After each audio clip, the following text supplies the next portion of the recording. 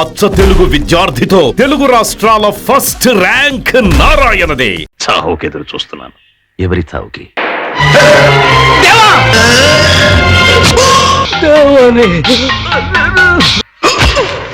దేవా 14 చోట్ల పొడిచారు. బతకటం చాలా కష్టం. దేవా మీద చేయి వేస్తే ఏమవుతుందో అందరికీ తెలియాలి. అది నాకు తెలియదు.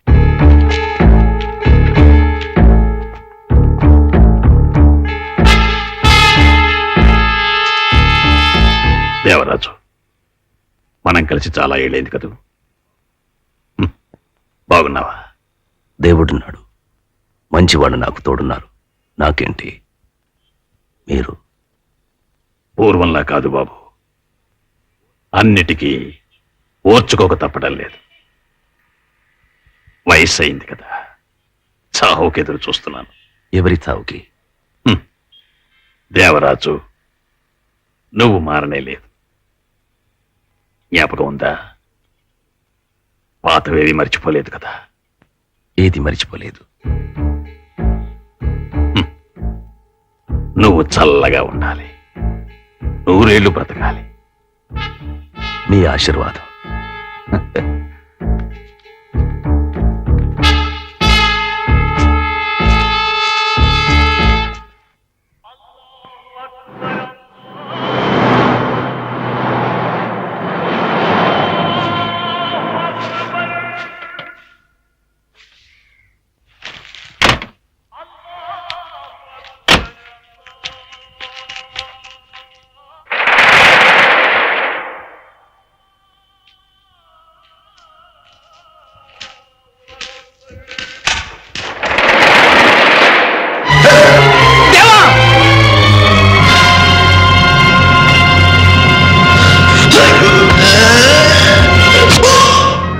మూరమ్మా 5 రూపాయలు ఇవ్వండి.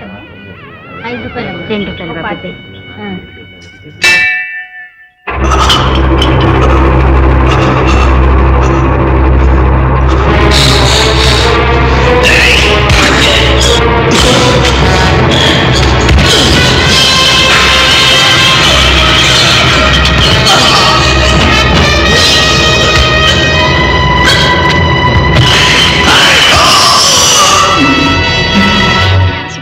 వినాశకారణం నమామి విఘ్నేశ్వర పాద పంకజం.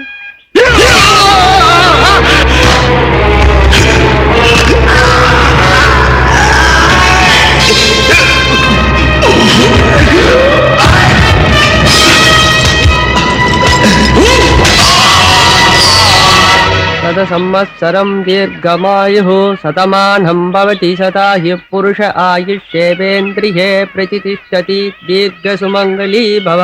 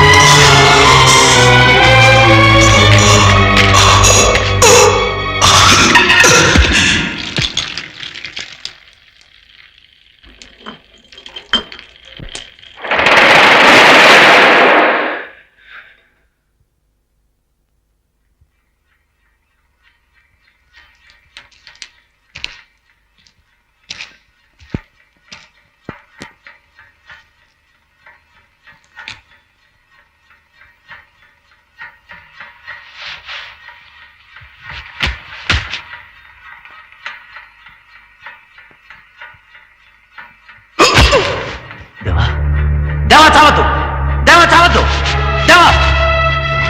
దేవరాజ్, దేవరాజ్, కళ్ళు తెరవు, కళ్ళు తెరవు. దేవరాజ్, ఊపిరి పీల్చుకో, ఊపిరి పీల్చుకో. నా మాట వినిపిస్తోందా? దేవరాజ్, నువ్వు బ్రతకాలి. దేవరాజ్, ఊపిరి పీల్చుకో. నేను ఇక్కడే ఉన్నా, నీకేం కాలేదు. నువ్వు బాగానే ఉన్నావు, నీకేం కాలేదు.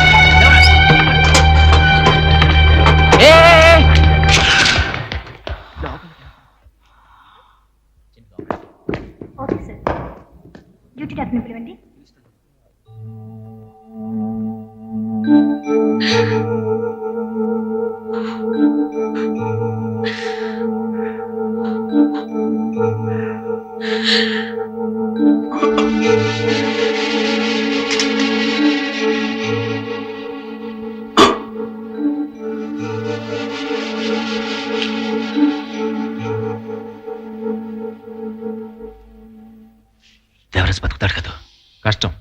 14 చోట్ల పొడిచారు.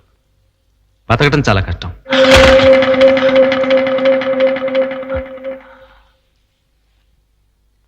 బతకాలి.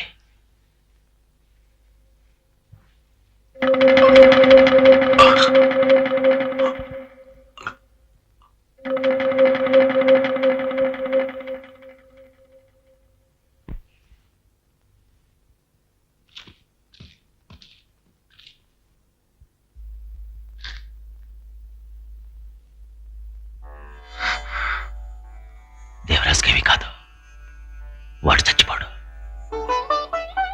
ఎవరు? డాక్టర్ చెప్పారా? దేవరాజే చెప్పాడు. వాడే నిర్ణయించుకున్నాడు. వాడు చచ్చిపోడు. నిజంగా?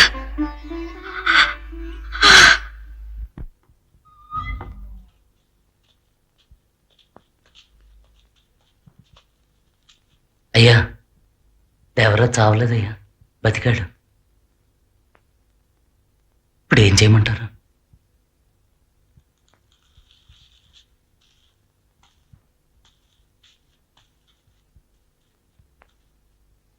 నేనున్నాగా గోపాలం, అయ్యా వాళ్ళు భయపడకు, నేను చూసుకుంటాగా. వస్తాయ్యా.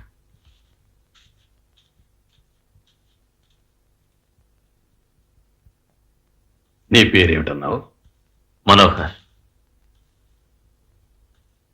ఇదంతా పూర్తయ్యే వరకు మనోహర్ని జాగ్రత్తగా చూసుకో.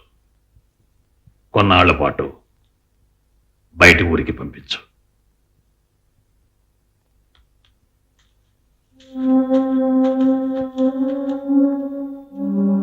గోపాలం, వాడిని వదిలే. వాణ్ణి ప్రాణాలతో విడిచిపెట్టరు. వాడి కర్మ, వదిలే.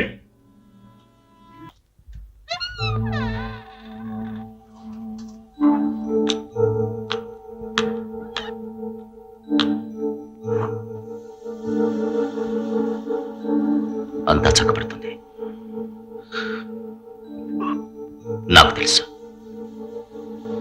దేవా మీద చేయి వేస్తే ఏమవుతుందో అందరికీ తెలియాలి. అది నాకు తెలియ.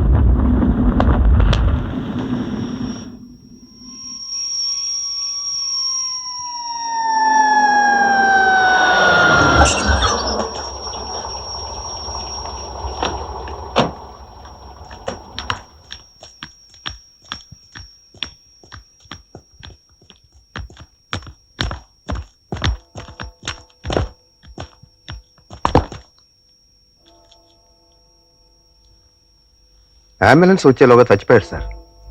బాడీని పోస్ట్ మార్టం పంపించాం. పేరేమిటి? గోపాలం. ఇంటికి ఇన్ఫార్మ్ చేశారా? ఇన్ఫార్మ్ చేశాను సార్. ఇన్వెస్టిగేషన్ స్టార్ట్ చేశారా? లేదు సార్, ఏ సాక్ష్యం లేదు సార్. ఏమిటి పట్టపగలు నడి రోడ్డులో అందరి ముందు జరిగింది? ఒక్కడు కూడా చూడలేదా? చూశారు సార్, కానీ చెప్పరు. ఏం వాయ్? భయం. ఎవరిని చూసి? దేవరాజ్, సూర్య. ఇంతకుముందు ఇటువంటివి చాలా జరిగాయి, ఇక ముందు కూడా చాలా జరుగుతాయి. వేల మంది చూస్తూ నుంచుంటారు, కానీ ఒక్కడు కూడా చూశాడని సాక్ష్యం చెప్పడం. ఉదయం ఎక్కడనో ఒక నిండు ప్రాణం ఇప్పుడు లేదు. కాల్చేశారు, సజీవ దహనం చేశారు. ఇదంతా మనం చూస్తూ ఊరికే ఉండగలమా? సాక్ష్యం లేదే, ఎవరు చేసింది తెలుసు, కానీ కోర్టుకెక్కించి జైల్లో వేయడానికి సాక్షి లేడు. ఒక్కడు కూడా సాక్ష్యం చెప్పడా? అలా చెప్పేవాడు ఉంటే చాలు, మిగతాది నేను చూసుకుంటాను.